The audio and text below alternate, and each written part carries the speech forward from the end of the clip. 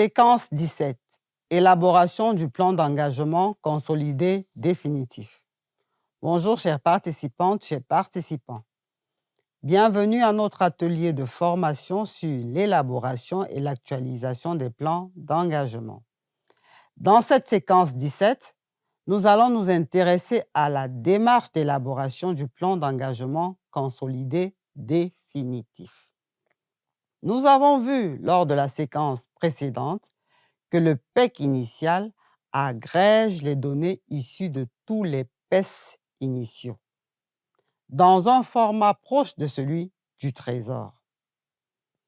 Dans cette séquence, nous allons étudier les étapes d'élaboration du PEC définitif, qui est une mise à jour du PEC initial. Le PEC initial est examiné à l'occasion d'un dialogue franc et réaliste entre les responsables de la DGB et du Trésor au sein du comité de trésorerie et de régulation budgétaire. Au cours de ce dialogue, les besoins exprimés dans le PEC initial sont confrontés aux prévisions de disponibilité des ressources. Sur cette base, des modifications du PEC initial sont prescrites. Lorsque toutes les modifications sont effectuées, on obtient le PEC définitif. Le PEC définitif est un outil de niveau central. Les décisions qui ont été prises lors du comité de trésorerie et de régulation budgétaire doivent être mises en œuvre au niveau sectoriel. La DGB est donc chargée de répercuter ces décisions au niveau sectoriel. Comment? À travers des moyens de consigne qui indiquent aux différentes administrations les plafonds d'engagement à respecter. Les notes explicatives qui accompagnent chaque PES initial sont exploitées pour rendre les consignes aussi objectives que possible. Les administrations procèdent à la révision de leurs plans d'engagement initiaux sur la base des consignes qui sont communiquées par la DGB. Ces révisions doivent se faire dans le cadre du dialogue de gestion organisé tant au niveau ministériel qu'au niveau du programme.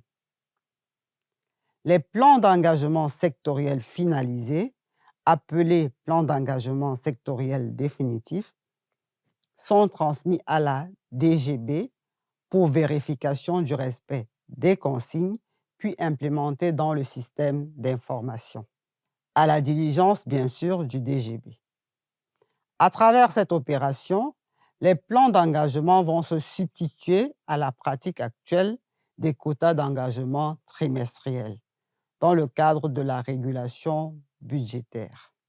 De cette séquence, tu dois retenir que le PEC initial est modifié lors du comité de trésorerie et de régulation budgétaire pour donner naissance au PEC définitif. Les modifications décidées au niveau central sont ensuite répercutées aux administrations sectorielles à travers des consignes reçues de la DGB. La mise en œuvre de ces consignes aboutit au PES définitif, qui sera implémenté dans le système d'information budgétaire et servira comme outil contraignant de régulation.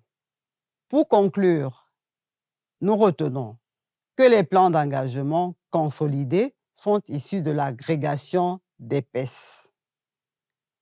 Les PES sont agrégés pour former le PEC intermédiaire.